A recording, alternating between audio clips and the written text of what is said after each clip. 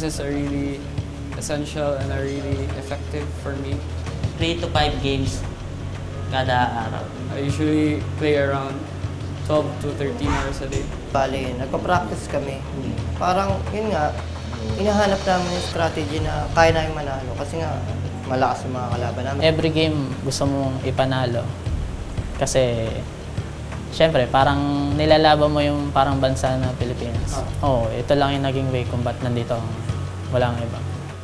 As of now, may mga 2 weeks pa kami ng time para mag-training. I'm trying to maximize the regimen that given to us by our coach. I hope our team would encourage other teams to strive harder and to achieve what they want in their careers in Dota. Strategy, meron naman, pero abangan nyo na lang.